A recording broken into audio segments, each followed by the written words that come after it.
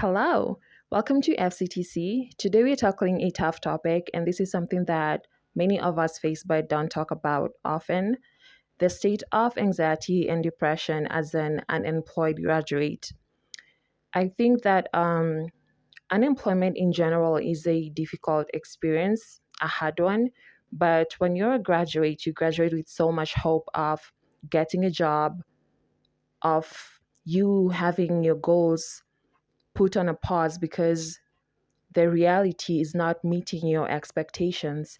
And it's so hard because there's so much feelings of self-doubt, so much feelings of disappointment, of frustration, of anxiety. You keep asking yourself, like, what's next? What's my purpose? Was all those years in university or college worth if it keeps me waiting and waiting? Because you keep wondering, like, when is it gonna change? And then there's so much comparison because you look at your peers. Some of them are already working, some of them are running their own businesses, and you're like, so when is my time coming?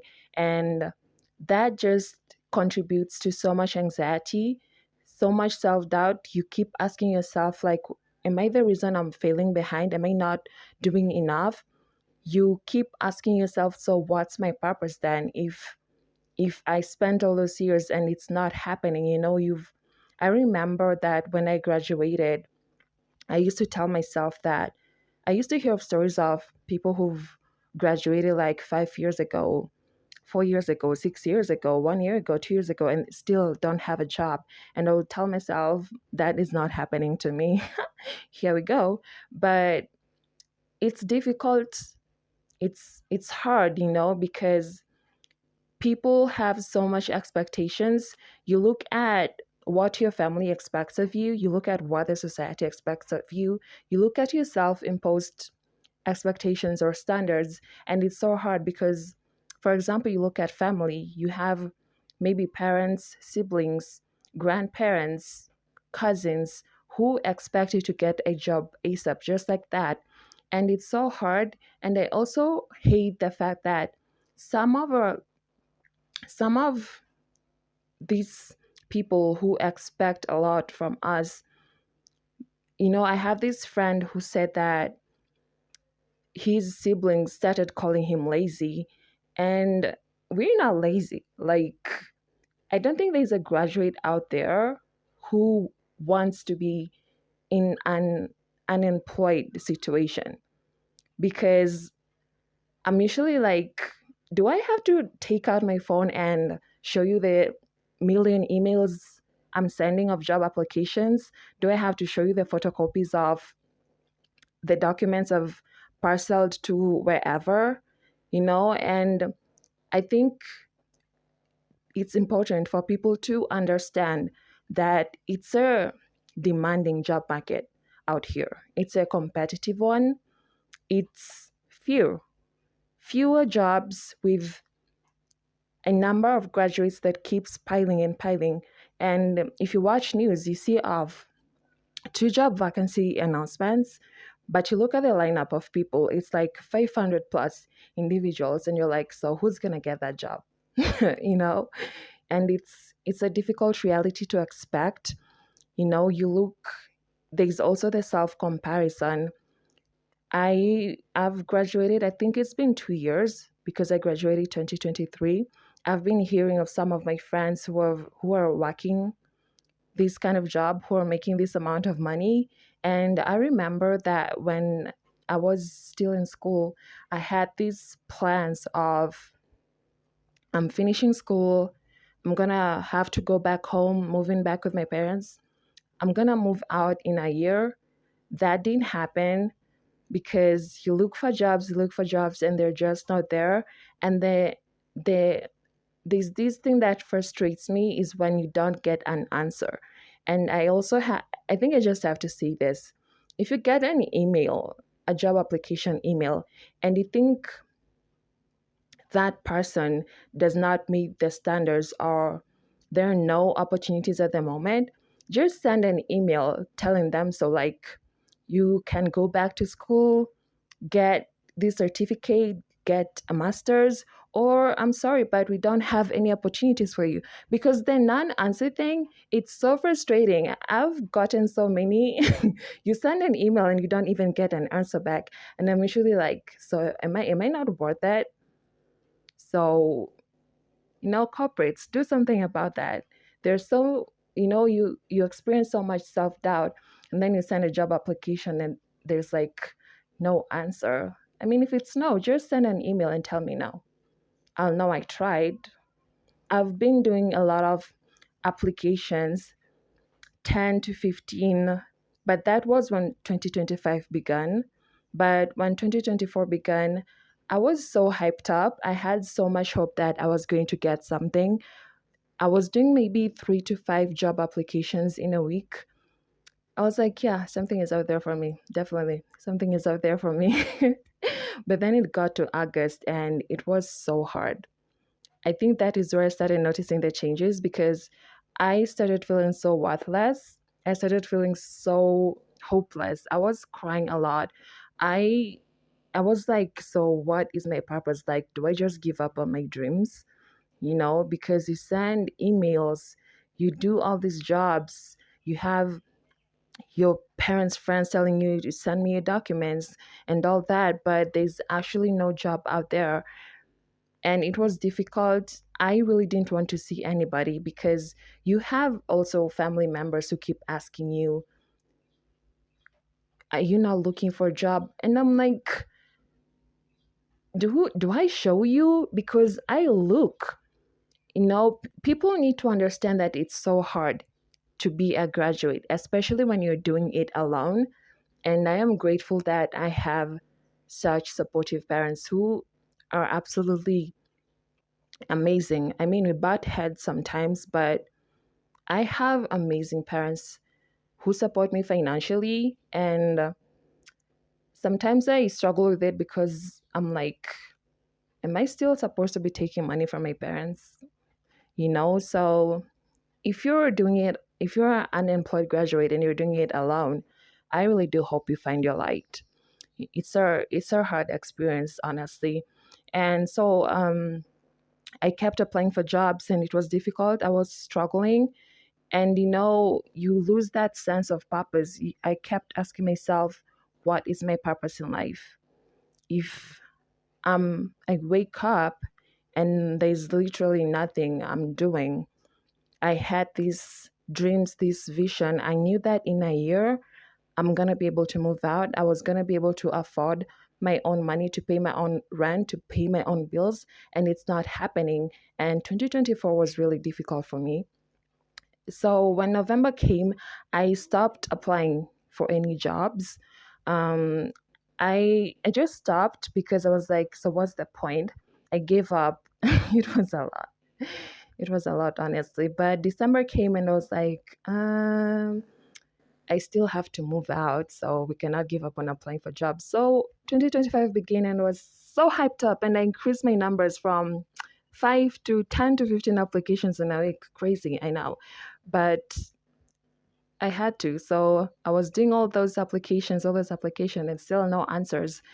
And it was difficult again because I started struggling with self doubt, comparing myself to others because I will still see my friends out there doing these kind of jobs, traveling, and I would be like, I'm supposed to be out of here. I'm not even supposed to be living with my mom. And I think that's also a hard thing. The standards we put on ourselves.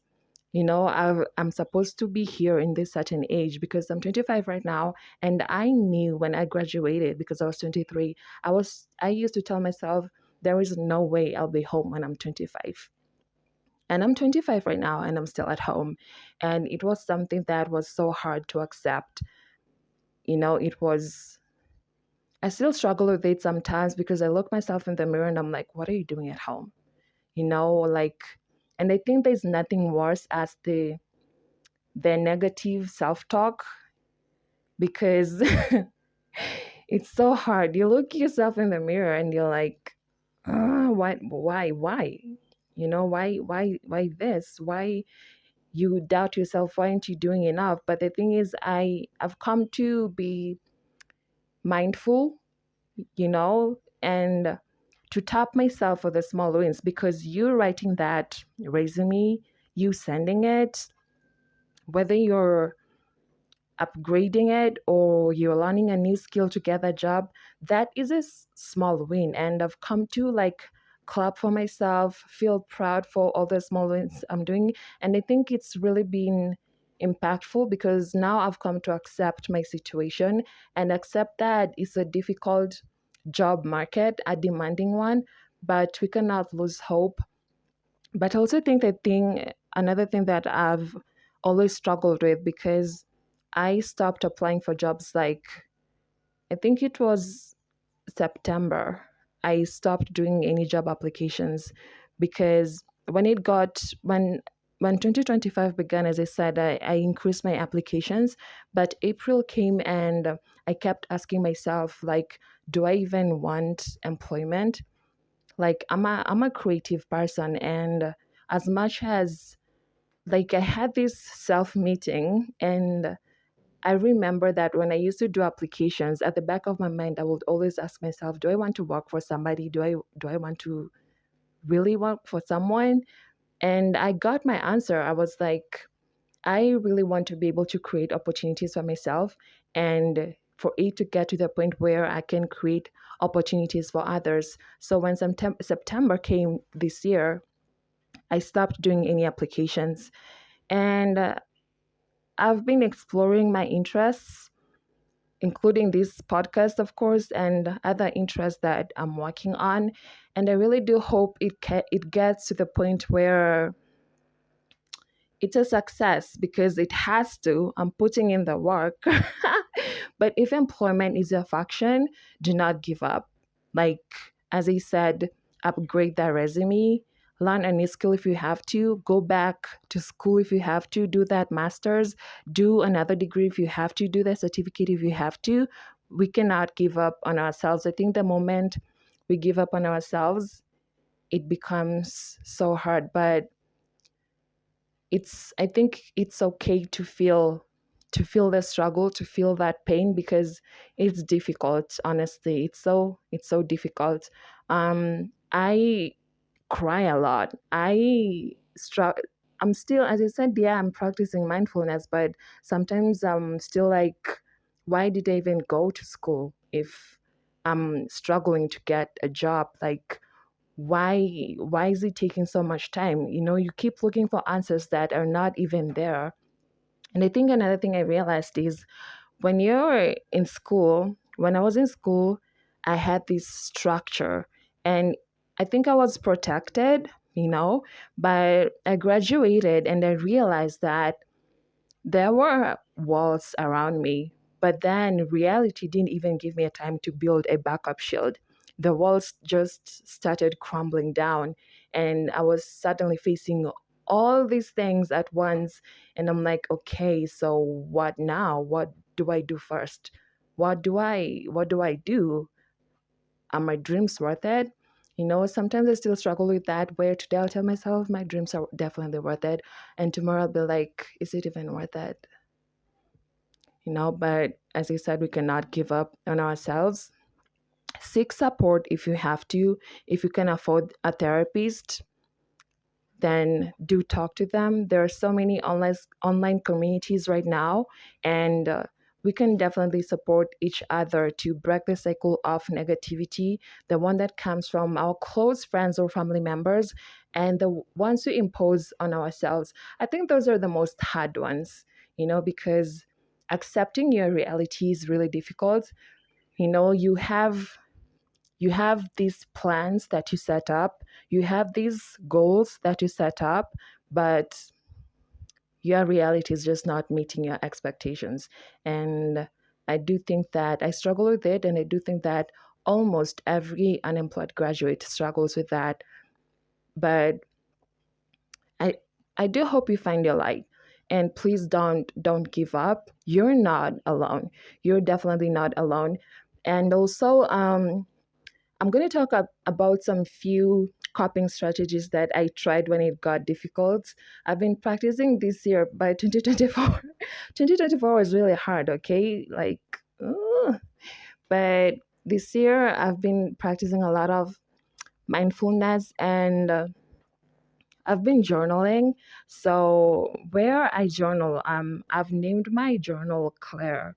So Claire and I usually have a conversation where I write about what I'm feeling, and then I go to another page and I write where Claire gives me advice. So we cry, we laugh, and it works for me. So if you love journaling, you can try that. Just give your journal a name. Could be Edgar or Esther or Louise, and you guys have a conversation. Or if it's you love exercise, you can try jogging, walking. Those are definitely some things that will, I guess, improve your mood and also just help you navigate the negativity in your head and the one that is around you. It's difficult, it's hard. Anxiety is, I don't want you to feel alone, because we have to, again, to break the cycle and to help each other find their light and to not lose hope. So don't give up, okay? You're not alone. You're worth it. Thank you so much for tuning in. Please do leave a feedback, review us, tell us what topics you want us to discuss next. See you next.